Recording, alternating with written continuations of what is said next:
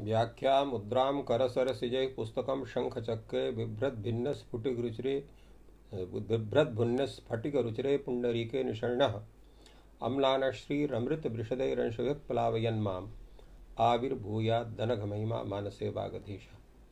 कृष्णाय वासुदेवाय हरये परमात्मने प्रणतक्लेशनाशाय गोविन्दाय नमो नमः। संस्कृत शौर्यम् इति आमुखपटले सम्बद्धाः समेऽपि विद्वांसः समेऽपि जिज्ञासवः छात्राः सहृदयाः सज्जनाः एतस्य संस्कृत शौर्यम् इति आमुखपटलस्य संस्थापकः डॉक्टर राजकुमारः समेषां स्वागतं वर्तते एतस्मिन् महाभाष्य व्याख्याने। अत्र ह्यस्तने तावत् श्नान्ताषट् इति सूत्रस्य व्याख्यानं तत्र आसीत्। अद्य डतिच इति सूत्रस्य व्याख्यानं क्रियते।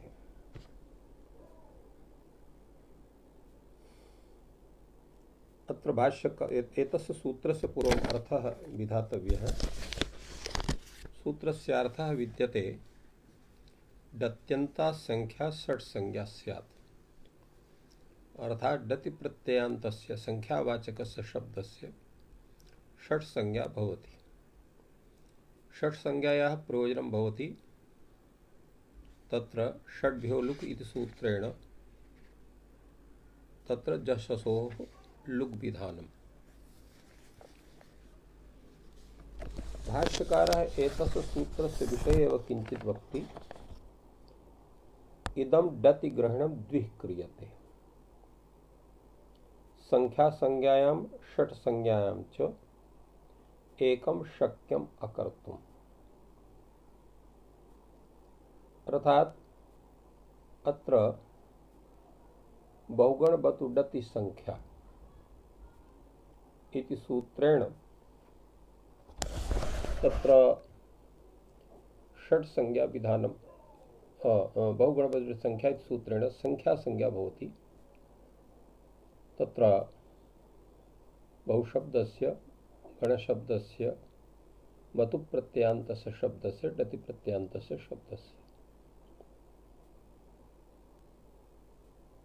तेन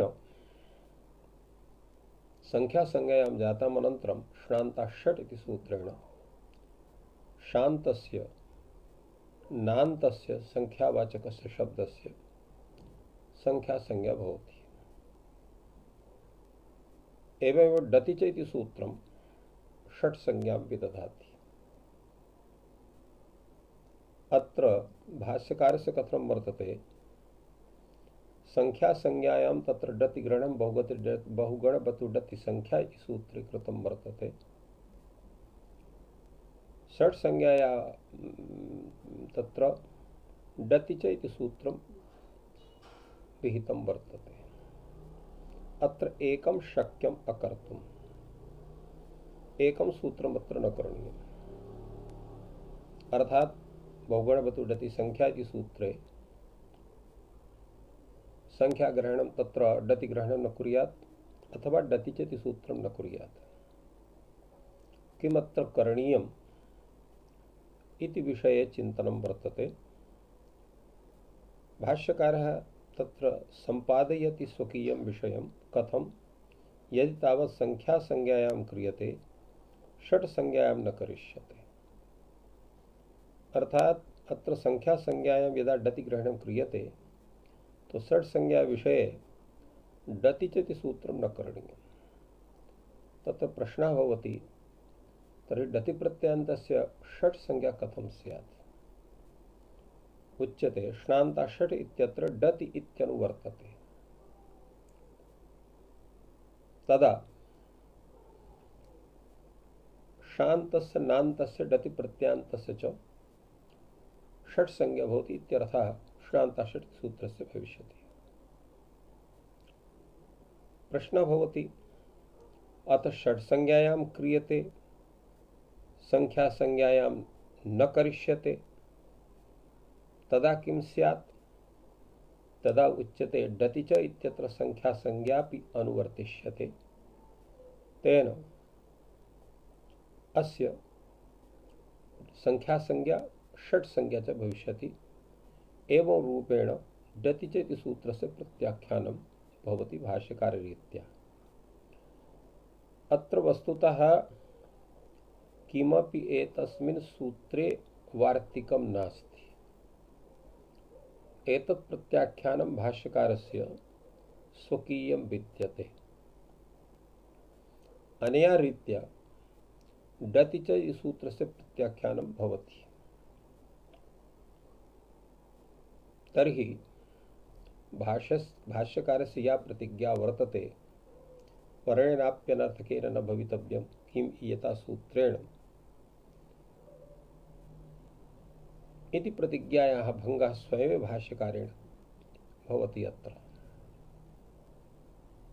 किं करणीयम्? अत्र भाष्यकारः षट्संज्ञा विषये श्रान्ता षट् इति सूत्रे डति ग्रहणस्य अनुवृत्तिं मत्वा एतत् सूत्रं प्रत्याख्याति। किं डति ग्रहणस्य अत्र अनुवर्तनं भवितुमर्हति न वा इति तावत् विचारणीयं। चेत् भवति तर्हि डति च इति सूत्रं प्रत्याख्यातं भवति, न भवति चेत् तर्हि प्रत्याख्यातं भवति। कारणमित्थमस्ति यत्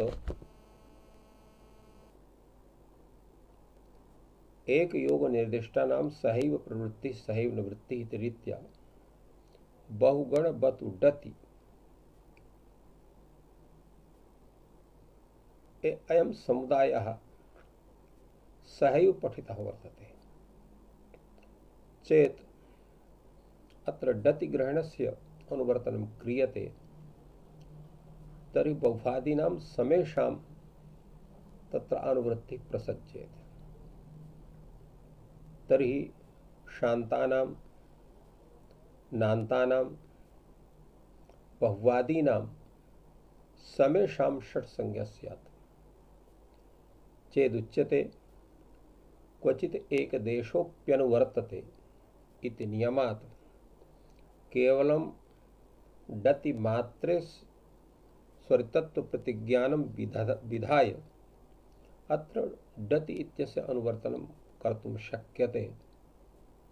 तेन एतस्य सूत्रस्य आवश्यकता नास्ति इति वक्तुं शक्यते। तथापि भाष्यकारः एव कथयति यत् क्वचित् एकदेशोऽप्यनुवर्तते। क्वचित् नाम यत्र तस्य अनुवर्तनं विना, तस्य पदस्य अनुवर्तनं विना कथमपि प्रयोग सिद्धि न भवितुमर्हति तदा क्वचित् एकदेशोऽप्यनुवर्तते इति नियमस्य आश्रयणं क्रियते। अतएव क्वचित् शब्दः वर्तते तत्र। एवमेव स्यात् एकदेशोऽप्यनुवर्तते तदा तु सामान्यतया तत्र डति इत्यस्य अनुवर्तनं भवितुमर्हति। क्वचित् इति कथनात् असंभवे तथा भवति। अनेन ज्ञायते यत् बहुगणवतु डति संख्या इति सूत्र घटकं यत् डति पदं तस्य कथमपि अनुवर्तनम् अत्र न भवितुमर्हति। कथं? तत्र षट् संज्ञायाः तेन गतार्थता एव न स्यात्। अतएव डति च इति सूत्रं पृथक्तया पाणिनिना कृतं वर्तते। यदा इत्थं विचार्यते यत् भगवता भाष्यकारस्य यत् प्रत्याख्यानं डति च सूत्रस्य विद्यते, भाष्यकारः स्वयमेव तत् प्रत्याख्याति। अनया रीत्या भाष्यमतेन अत्र क्वाचित्वेन एतस्यापि ग्रहणं क्रियते, फलतः अत्र डति इति पदस्य अनुवर्तनम् अत्र श्रान्ताषट् इति सूत्रे भवति। तेन एतत् सूत्रम् अनावश्यकमेव वर्तते इति वक्तुं शक्यते।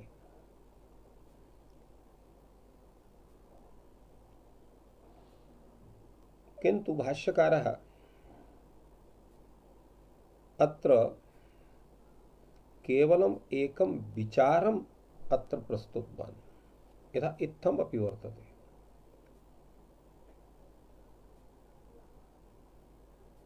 अतएव अत्र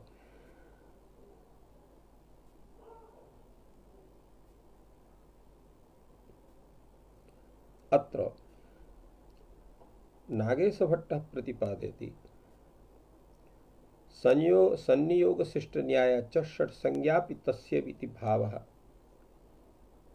इति कथनेन अत्र सः मन्यते यत् डति च इति सूत्रस्य आवश्यकता अस्त्येव, अन्यथा समेषां षट्संज्ञा स्यात्। एतदर्थमेव डति च इति सूत्रं पृथक्तया भगवता पाणिनिना कृतं वर्तते। एकयोगनिष्ठानां सहि प्रवृत्ति सहि निवृत्ति इति नियमम् आश्रित्य। अत्र क्वचित् पदेन तस्य अग्रहणात् डति च इति सूत्रं सार्थकं भवति। चेत् क्वाचित्वेन एतस्यापि ग्रहणं कर्तुं शक्यते, तदा तथा भवितुमर्हति। अस्य जनस्य एतदेव तात्पर्यं प्रतीयते यत् डति च इति सूत्रम् आवश्यकं श्रान्ताषट् इत्यत्र केवलं डतेः अनुवृत्तिर्न भवितुमर्हति एकयोगनिर्दिष्टत्वात्। फलतः डति च इति सूत्रं चरितार्थं भवति षट्संज्ञा विधानार्थं कति प्रभृतीनां शब्दानाम्। एतद् वक्तुं शक्यते। यद्यपि ये भाष्यपक्षपातिनः ते तथा न स्वीकुर्वन्ति, ते डति च इति सूत्रस्य प्रत्याख्यानमेव स्वीकुर्वन्ति। एवमेव प्रायः समेषां स्थितिः वर्तते। तथापि चेत् क्वाचित्वेन एतस्य आश्रयणं न क्रियते, तथा वक्तुं शक्यते। अस्माकमपि अयमेव आशयः यत् क्वाचित्वेन एतस्य ग्रहणं न क्रियते, फलतः अत्र डति च इति सूत्रम् अत्र चरितार्थं भवति। एतस्मिन् विषये अन्येपि विचारकाः सन्ति, ये सम्यक्तया अत्र विचारयन्ति किं वा अत्र करणीयं किं वा न करणीयं। तत्र डति च इति सूत्रविषये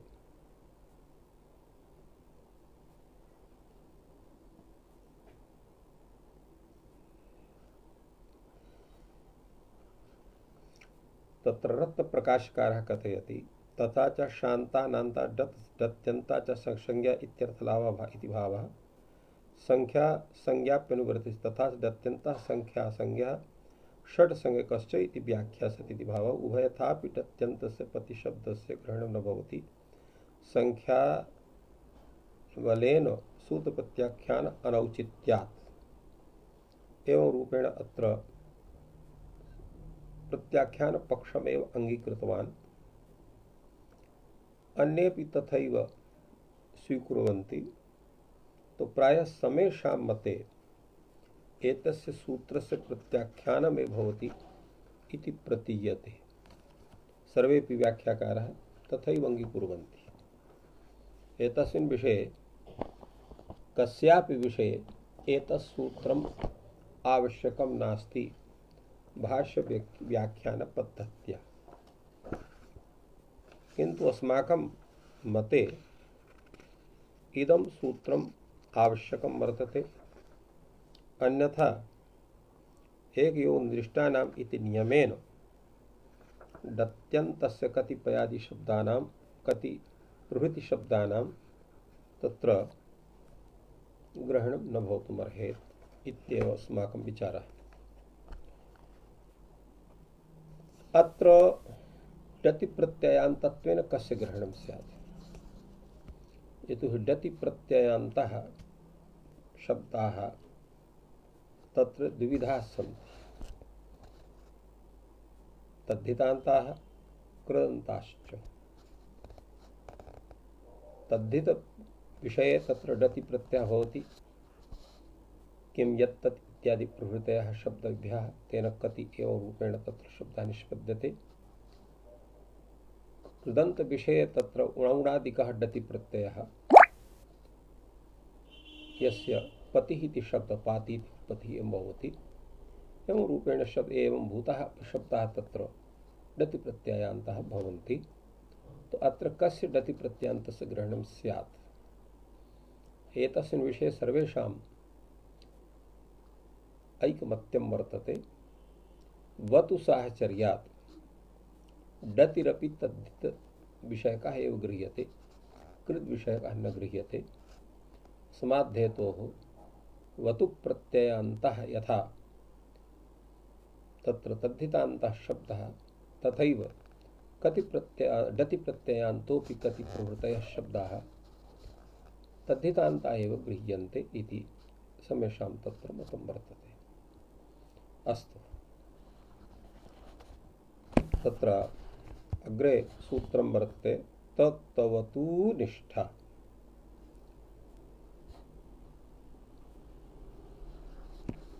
अत्र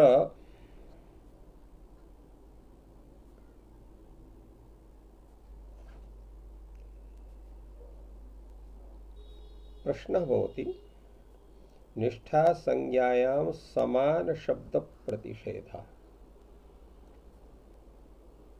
निष्ठा संज्ञायां समान शब्द प्रतिषेधः अर्थात समान शब्दानां निष्ठा संज्ञा न भवति। एवं भूतः शब्दः कुत्र वर्तते? निष्ठा संज्ञायां समान शब्दानां प्रतिषेधो वक्तव्यः। लोतः गर्तः। लोतः अत्र गर्तः इत्यत्र त दृश्यते। अत्र लुञ् छेदने धातोः ग्री धातोः यदा त्रिच प्रत्ययः क्रियते तदा संबोधने लोतः गर्तः इति भवति। अत्रापि तत् प्रत्ययः वर्तते। अत्र तक्तवतु इत्यत्रापि अनुबन्धस्य लोपे सति तत्र त एव अवशिष्यते। यतो हि प्रयोगे उपस्थितिः कस्यापि प्रत्ययस्य आदेशस्य आगमस्य च अनुबन्ध विनिर्मुक्तस्य भवति। त इत्यत्र अनुबन्धः ककारः, तस्य निवृत्तौ सत्यां केवलं तकार मात्रम् अवशिष्यते, अर्थात तकाराकार समुदायः। तथैव गर्तः लोतः इत्यत्रापि वर्तते, अर्थात यादृशी अनुपूर्वी त इति प्रत्यय वर्तते तादृशी एव अनुपूर्वति लोतः गर्तः इत्यत्रापि विद्यते। तर्हि ता प्रत्ययत्वं तकारोत्तर अकारत्वं, तो प्रत्ययत्वे से तकारोत्तर अकारत्वं तत्त्वम् इति वक्तुं शक्यते। तया रीत्या तादृशी स्थिति लोतः गर्तः इत्यत्र विद्यते। एतस्यापि निष्ठा संज्ञा न भवेत् इत्यर्थम् अत्र प्रतिषेधः करणीयः। अत्र पुनः तत्र वार्तिकं वर्तते, निष्ठा संज्ञायां समान शब्दा प्रतिषेधः। निष्ठा संज्ञायां समान शब्दस्य अप्रतिषेधः भवति। निष्ठा संज्ञायां समान शब्दानाम् अप्रतिषेधः। अप्रतिषेधानां यथा भगवान् भाष्यकारः सर्वत्र अप्रतिषेधः इत्यर्थस्य अनर्थकः प्रतिषेधः इत्येव अर्थं करोति। अत्रापि अनर्थकः प्रतिषेधः अप्रतिषेधः इति व्याख्याते। उच्यते निष्ठा संज्ञा कस्मान् न भवति तत्रोच्यते अनुबन्धः अन्यत्वकरः। अत्र त इत्यस्य अर्थः केवलं त इति न भवति। अभी ककार संज्ञक विशिष्टः तकारः एवं रूपेण तस्य ग्रहणं क्रियते। तो तकार इत संज्ञकत्व विशिष्ट तकारत्व ककार इत संज्ञा विशिष्ट तकारत्वम् इति स्वरूपं केवलं तप्रत्यये भवति। लोतः गर्तः इत्यादौ यात्रिच प्रत्ययान्तस्य संबुद्धौ यत् रूपं निष्पद्यते तत्र यः तकारः सः तकारः ककारित संज्ञक ककारित संज्ञकत्व विशिष्ट तकारः नास्ति, अतः तस्य ग्रहणम् अत्र न भविष्यति। अनुबन्धः अन्यत्वकरः अनुबन्धः कृते स अन्यत्वं करिष्यति, अर्थात तत्र भेदं करिष्यति सः। पुनः भाष्यकारः कथयति अनुबन्धः अन्यत्वकर इति चेत् न लोपात्, यतोहि ककार संज्ञा भवति तस्य च लोपः भवति। तो तस्य लोपे सति तकार मात्रम् अवशिष्यते, अनुबन्धः अस्त्येव नहीं, तर्हि अन्यत्व विधानं कथं भवितुमर्हति। अनुबन्धो अन्यत्वकरे चेत् तन्न किं कारणं लोपात् लुप्यते अत्र अनुबन्धः, लुप्ते च अनुबन्धे न अन्यत्वं भविष्यति। तद्यथा कतरद्देवदत्तस्य गृहम् अदो यत्रासौ काकः इति उत्पतिते काके नष्टं तद्गृहं भवति। अर्थात यदा काकः तत्र उड्डीयति तस्मात् स्थानात् तर्हि तस्य गृहस्य ज्ञानं कथं स्यात्, अतएव नष्टं तद्गृहं नष्टं भवति इत्यर्थः। तद्गृह विषयकं यत् ज्ञानं तन्नष्टं भवति इत्यर्थः। एवं इहापि लुप्ते अनुबन्धे नष्टः प्रत्ययः भवति। अत्रापि यदा अनुबन्धस्य लोपः जायते तत्र ककारित संज्ञा विशिष्टं यत् स्वरूपं वर्तते तस्य ज्ञानं केवलं तकारं दृष्ट्वा सामान्यः जनः न ज्ञातुमर्हति। फलतः अत्र अनुबन्धस्य अन्यत्वकरत्वं न वक्तुं शक्यते। भाष्यकारः पुनः अपि कथयति यद्यपि लुप्यते जानाति यशौ सानुबन्धकस्य इयं संज्ञा कृता वर्तते। एवं भवतु नाम लोपस्तु भवति, यस्य संज्ञा भवति तस्य लोपै सूत्रेण लोपोऽपि भवति। तो यह प्रयोक्ता वर्तते सः जानाति यत् सानुबन्धकस्य इह संज्ञा कृता वर्तते, अर्थात ककारित संज्ञा विशिष्टा यह तकारः तस्यैव अत्र निष्ठा संज्ञा वर्तते। तद् यथा इतरत्रापि कतरद्देवदत्तस्य गृहम् अदो यत्रासौ काकः इति उत्पत्ते काके यद्यपि नष्टं तद्गृहं भवति अन्ततः तमुद्देशं जानाति। तदुदाहरणमेवादाय अयं विचारः प्रवर्तते। यतोहि अत्र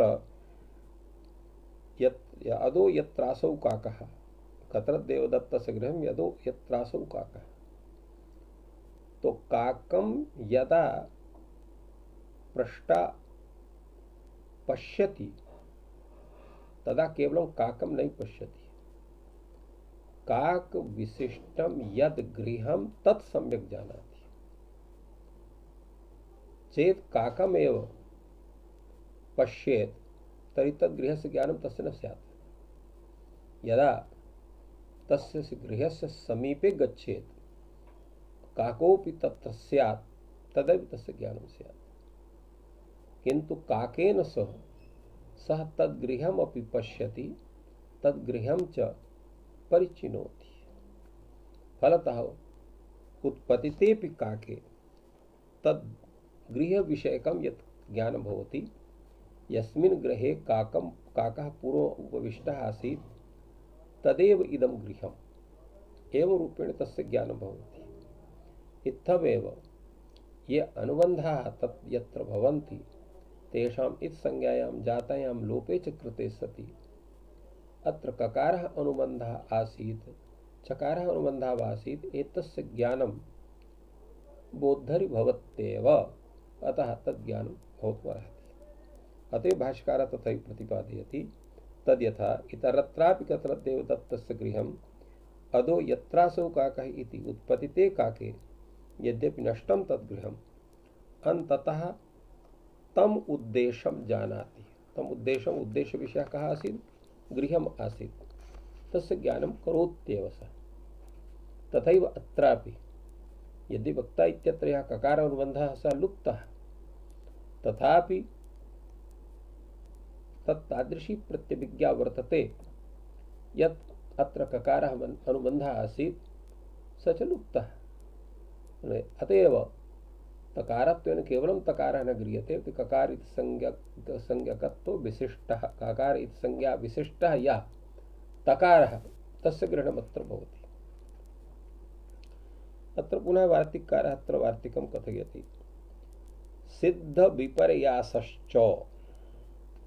सिद्धश्च विपर्यासः यद्यपि जानाति संदेहः तस्य भवति। अयं स तशब्दः लोतः गर्तः इति अथ अयं तशब्दः लूनः गीर्णः इति।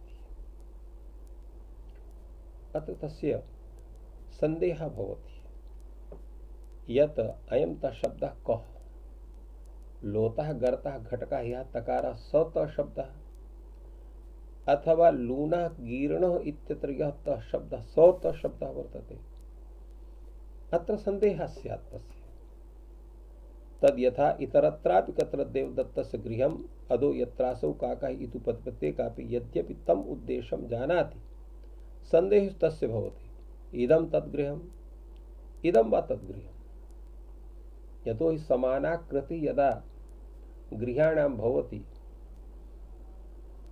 तदा काकवति तद्गृहे दृष्टेपि तत्र संदेहः उत्पद्यते इदं गृहं वा इदं वा गृहम्।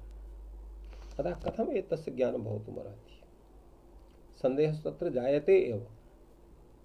अतएव लोतः कर्तः इत्यत्र यः तकारः तस्य निष्ठा संज्ञा न भवेत्। लूनः गीर्णः इत्यत्र यः तकारः तस्य निष्ठा संज्ञा भवेत्। एतदर्थं समान शब्दानां प्रतिषेधः करणीयः एवं भूतः कश्चन वचन विशेषः पठनीयः। भाष्यकारः तस्य समाधानं वदति एवं तर्हि कारक काल विशेषात् सिद्धम्। अर्थात यस्मिन् अर्थे यः शब्दः वर्तते तस्य अर्थस्य यदा प्राप्ति भवति तदा तस्य आश्रयणं क्रियते। ता प्रत्ययः भूतकाले भवति भावे कर्मणि वा भवति कदाचित् तत्र वर्तमानकाले अपि भवति वर्तमाने इत्यादिषु स्थलेषु। अनया रीत्या अत्र कारकत्वं कालविशेषश्च तत्र आश्रियते। कारक कालविशेषौ उपादेयौ त्रिच प्रत्यय घटकः यः तकारः लोतः गर्तः इत्यत्र सः केवलं कर्तरि भवति वर्तमानादौ च भवति। समाध्येतोः केवलं भूते केवलं कर्मणि केवलं भावे वा तस्य स्थितिर्नास्ति। तो अनया रीत्या कारक काल विशेषयोः उपादानात् अत्र न भवति। अतः भाष्यकारः तथा प्रतिपादयति भूते यस्तः शब्दः कर्तरि कर्मणि भावे च। यथा पूर्वमस्माभिः उक्तं कर्तरि वक्ता प्रत्यय भवति कर्मणि भवति भावे भवति। तद् यथा इतरत्रापि च एष मनुष्यः प्रेक्षापूर्वकारी भवति सः अध्रुवेण निमित्तेन ध्रुवं निमित्तम् उपादत्ते वेदिकां पुंडरीकं वा। तो एवं प्रेक्षापूर्वकारी इत्यस्य किं तात्पर्यम्? अर्थात काकवत् देवदत्तस्य गृहं केनचित् उपदिष्टे अध्रुवेण काकनिमित्तेन ध्रुवं वेदिका रूपं यन्निमित्तं तत्सम्यक्तया परिचिनोति। तथा उत्पतितेऽपि काके वेदिका रूपस्य ध्रुवस्य निमित्तस्य सत्वात् इदं तद्गृह्यम् इति संदेहः न भवति, अपितु तस्मिन् गृहे एव निश्चयः भवति। अतएव तत्र भाष्यकारः इत्थं प्रतिपादितवान् यत् तत्रापि एष मनुष्यः प्रेक्षापूर्वकारी, अर्थात प्रेक्षापूर्वकम करोति इति प्रेक्षापूर्वकारी, प्रकर्षेण ईक्षणं दर्शनम इति प्रेक्षणम। प्रेक्षा प्रकृष्टतया दर्शन क्रिया, तदनुसारेण कार्यं यः करोति स प्रेक्षापूर्वकारी भवति। अतः भाष्यकारः सम्यक्तया वाक्यं प्रयुनक्ति प्रेक्षापूर्वकारी भवति स अध्रुवेण निमित्तेन ध्रुवं निमित्तम् उपादत्ते। अध्रुवं निमित्तं किं वर्तते? काकः वर्तते। ध्रुवं निमित्तं किमस्ति? गृह्यं वर्तते। तस्य सम्यक्तया उपादानं करोति। वेदिकां पुण्डरीकं वा, यदा तत्र कस्मिन् पुण्डरीके कमले शोभने च कमले तत्र भृङ्गः भवति, उत्पतिते च भृङ्गेऽपि तं कमलपुष्पं प्रेक्षाकारी गृह्णाति तस्य शोभनत्वात्। यद्यपि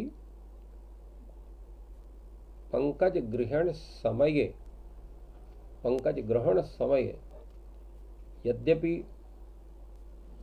भृङ्गः नास्ति, तथापि भृङ्गविशिष्टस्य कमलस्य यत् चित्रं बुद्धौ संजातं तेन चित्रमाध्यमेन तस्य कमलस्य ग्रहणं विदधाति। एवमेव अत्रापि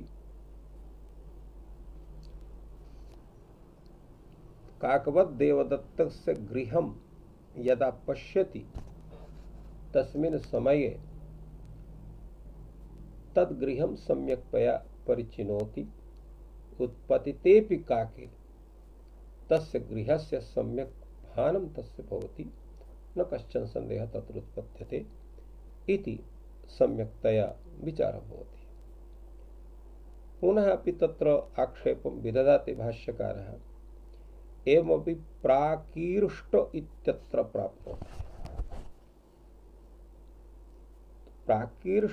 प्राकीर्ष्ट इत्यत्र स्यात् अत्र भूतकालोऽपि वर्तते, प्रपूर्वक अत्र किर धातुः वर्तते, तस्य प्राकृष्ट इति भूतकालस्य एवं रूपम्। अत्र तु भूतकालोऽपि वर्तते, कर्तृत्वमपि वर्तते, तर्हि अत्र कथं वारणं भवति? भाष्यकारः कथयति लुङ् सिजादि दर्शनात्, यतो लुङ् लकारस्य एतत् रूपं वर्तते, तो लुङ् सिजादि दर्शनात् न भविष्यति, यतो यत्र सिच् प्रत्ययः वर्तते। अतएव तत्र प्राकीर्ष्ट इति रूपं जाति। यद्यपि तकारः तादृशः वर्तते, भूतकालो वर्तते, वर्तमान तत्र कर्तृत्वमपि वर्तते, तथापि तत्र सिज वर्तते। तो यत्र तर्हि सिजादेव न दृश्यन्ते प्राभित्त इति, तो यत्र सिचः तत्र दर्शनं न वर्तते। प्राभित्त विधिर दैधिकरणे इति धातुः अर्थ वर्तते। अत्रापि तौ प्रत्ययः, तर्हि सिचः लुक् भवति जलोझलि सूत्रेण, तो प्राभित्त इत्यत्र किं स्यात्? दृश्यन्ते अत्रापि सिजादयः, यतोहि अत्रापि सिजादयः सन्ति, यद्यपि तस्य लोपः स्यात्, किन्तु यः शिष्यते स लुप्मानार्थः विधा इति कृत्वा सिचः तत्र सत्ता भवति। तर्हि किं करणीयम्? अत्र कथम् एतस्य स्वरूपस्य ज्ञानं स्यात्? अत्र भाष्यकारः कथयति किं वक्तव्यमेतत्।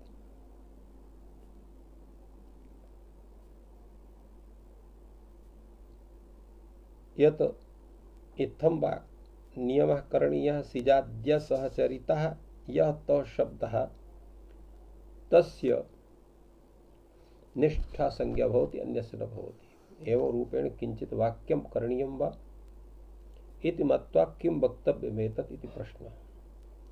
भाष्यकारः कथयति न हि। तर्हि कथम् अनुच्यमानं गम्यते? यदा एतादृशं किमपि वचनं नास्ति तर्हि कथम् एतस्य ज्ञानं करणीयं स्यात् यत्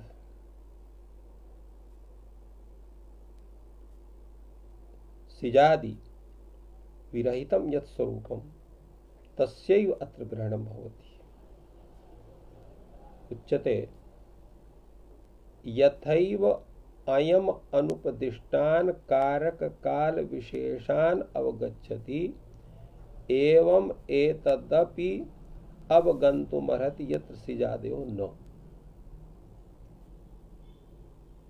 यथैव अनुपदिष्टान कारक काल विशेषान, कारक काल विशेषान यथा गृह्णाति अवगच्छति तथैव एतदपि अवगन्तुमर्हति यत्र सिजादयः न भवन्ति तस्यैव तकारस्य तत्र निष्ठा संज्ञा भवति।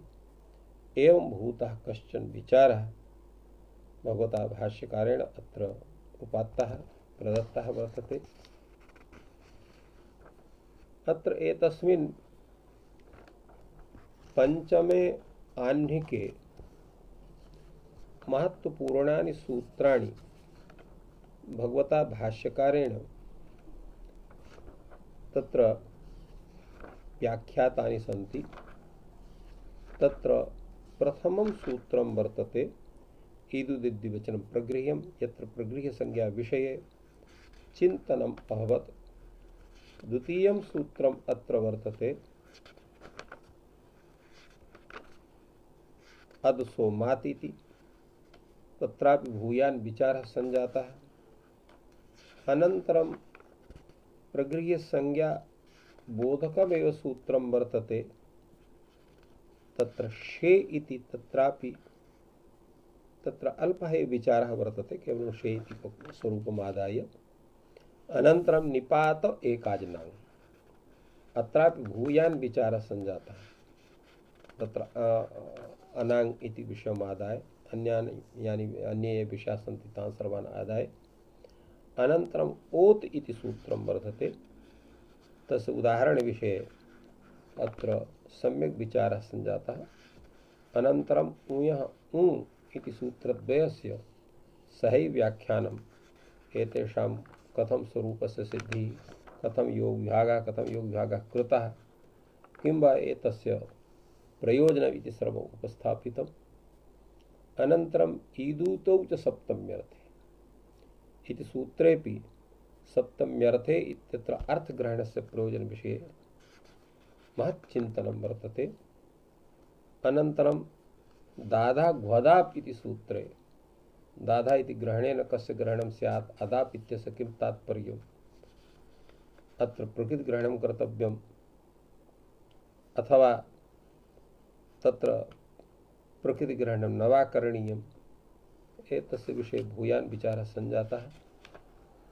अनन्तरं तत्र सूत्रमस्ति यत्र विचारः भवति आद्यन्तवदेकस्मिन्, अत्र आद्यन्तवद्भावमादाय अन्तवद्भावमादाय आदिवद्भावमादाय एतस्य सूत्रस्य तत्र स्वरूपमादाय अत्रापि भूयान् विचारः संजातः। अत्र अनेकाः परिभाषाः अपि भगवता भाष्यकारेण स्मृताः सन्ति, यथा यस्मिस्तदावल्ग्रहणे विदेशवदेकस्मिन्, एवं तत्र अनेकाः परिभाषाः अत्र स्मृताः सन्ति। अनन्तरं सूत्रं वर्तते तरप्तमपौघः। तरप्तमपौघः इति सूत्रे तत्र नदीतरे इति विषये तरप् इत्यस्य प्रतिषेधः कथं भवति, अत्रापि भूयान् विचारः संजातः। अनन्तरं सूत्रं वर्तते बहुगण बतु डति संख्या। अत्र संख्याग्रहणं करणीयं वा न वा करणीयं, संख्याग्रहणं विना कथं तत्र एक द्वि त्रि चतुर्पञ्चमादि संख्याशब्दानां कथं संख्यासंज्ञा भवेत्। अत्र कृत्रिमा कृत्रिमो कृत्रिमे कार्यसम्प्रत्ययः इति नियमस्य आचरणं कर्तुं शक्यते वा न वा कर्तुं शक्यते। अत्र भगवान् भाष्यकारः अत्र संख्यासंज्ञां तत्र अन्वर्थसंज्ञां मत्वा तत्र समाधानं कृतवान्। एवमेव अत्र पुनः श्नान्ता षट् इति सूत्रविषये भूयान् विचारः सञ्जातः। यत्संज्ञाम् उपदेशवचनं करणीयं वा न वा करणीयम्। एतस्य अत्र एक शब्दः तस्य कः अर्थः किं स्वरूपं वर्तते इति विचारः सञ्जातः। अनन्तरं डति च इति सूत्रप्रत्याख्यानविषये यथा अधुनैव चर्चा अनेन जनेन कृता वर्तते, एतस्य प्रत्याख्यानं भवितुमर्हति न वा भवितुमर्हति। भाष्यकारस्तु एतस्य प्रत्याख्यानं मन्यते। तत्र क्वचित् एकदेशोऽप्यनुवर्तते इति नियमम् आदाय पाणिनिः न मन्यते। पाणिनिः तथैव स्वीकरोति एकयोगनिर्दिष्टानां सहि प्रवृत्ति सहि निवृत्तिः। फलतः अत्र यदा डति एतस्य पदस्य अनुवर्तनं क्रियते तदा बहुगणवतु डति समेषाम् अनुवर्तनम् अत्र स्यात्, तर्हि अनर्थकं स्यात्। षट्संज्ञा विधानं तेषाम् अनर्थकं स्यात्। एतदर्थं डति चेति सूत्रं पृथक्तया भगवता पाणिनिना कृतं वर्तते, किन्तु भाष्यकारः तथा न स्वीकरोति। सः कथयति अत्र बहुगुणवतु डति संख्या इत्यत्र डति इत्यस्य संख्यासंज्ञा भवति। श्नान्ता षट् इति सूत्रे डति इत्यस्य अनुवर्तनात् श्नान्ता षट् इति सूत्रेणैव षट्संज्ञा स्यात्। षट्संज्ञा विधानाय डति चेति सूत्रं न करणीयम्। एवं रूपेण प्रत्याख्याति। किन्तु यथा अस्माभिः पूर्व उक्तं यत् अत्र क्वचित् एकदेशोऽप्यनुवर्तते, अत्र क्वचित् केवल अत्र डति इत्यस्य ग्रहणं न कर्तुं शक्यते। फलतः अत्र सर्वेषाम् अनुवृत्तौ सत्याम् अत्र संज्ञाविधानं तद्व्यर्थं स्यात् इति कृत्वा पृथक्तया डति इति सूत्रम् आवश्यकं वर्तते। तक्तवतु निष्ठा इति विषये अधुनैव प्रतिपादनं जातं। तेन एतत्सर्वमपि यत् व्याख्यातं तत्सर्वं समीचीनं भवति। एवम् अत्र अद्य पञ्चमाह्निकस्य परिपूर्णता भवति। अग्रे सूत्रं वर्तते सर्वादीनि सर्वनामानि। अत्र सर्वादीनि इति पदे एव तत्र समास विषये तत्र बहु चिन्तनं वर्तते। भाष्यकारः स्वयमेव यतोहि सर्वादीनि सर्वनामानि सर्वादिगणपठितानि शब्दानि सर्वनाम संज्ञकानि भवन्ति। अत्र सर्वनामानि इत्यत्र अग्रे तस्य समाधानं भविष्यति। अत्र आवृत्तिः क्रियते तो सर्वनामानि सर्वादीनि सर्वनाम संज्ञकानि भवन्ति। अर्थात् सर्वार्थवाचकानि यानि सर्वादीनि तेषां सर्वनाम संज्ञा भवति। अतः कस्यचित् सर्वः इति नाम भवति, तस्य शब्दस्य सर्वनाम संज्ञा न भवति।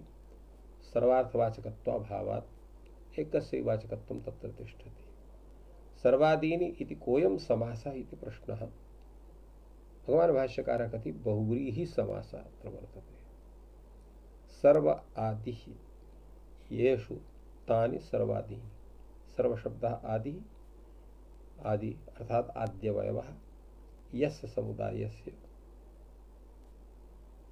तद्घटकानि पदानि सर्वादीनि इति वक्तुं शक्यते।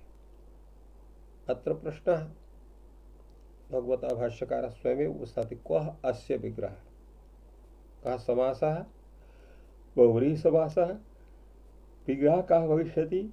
सर्वशब्दः आदि येषां तानि सर्वादीनि, यथा अस्माभिः पूर्वे उक्तम्। तो अत्र यदा सर्वशब्दः आदि येषां तानि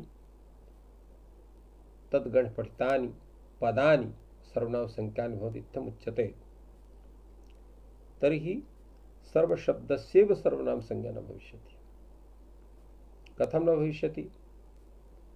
यतो हि बहुव्रीहौ अन्य पदार्थस्य ग्रहणं भवति। यथा तत्र दृष्टघटः पुरुषः, तो दृष्टघटः इत्यनेन घटस्य ग्रहणं न भवति। यः घटं दृष्टवान् तस्य जन व्यक्ति विशेषस्य ग्रहणं भवति। एवमेव सर्व आदिः येषां तानि सर्वभिन्नानि पदानि तद्गणपठितानि तेषां ग्रहणं स्यात्। अन्य पदार्थात् बहुव्रीहि बहुव्रीहि अयम् अन्य पदार्थे वर्तते तेन यत् अन्यत् सर्वशब्दात् तस्य सर्वनाम संज्ञा प्राप्नोति।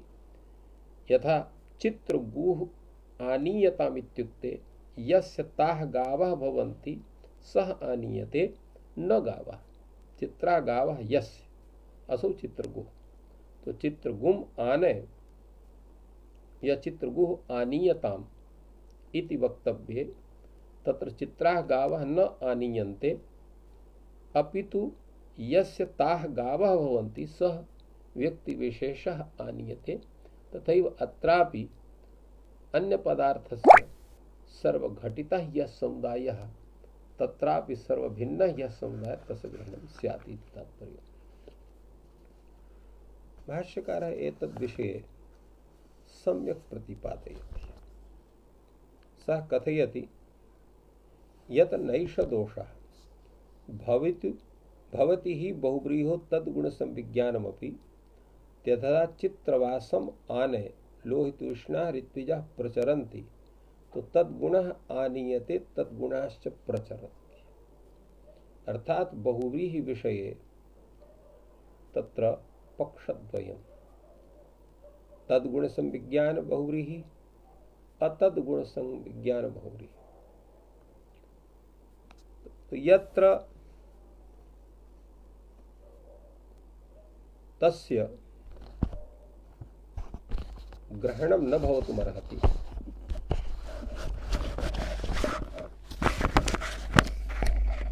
यस्य तद्ग्रहणं न भवितुमर्हति तस्यैव अत्र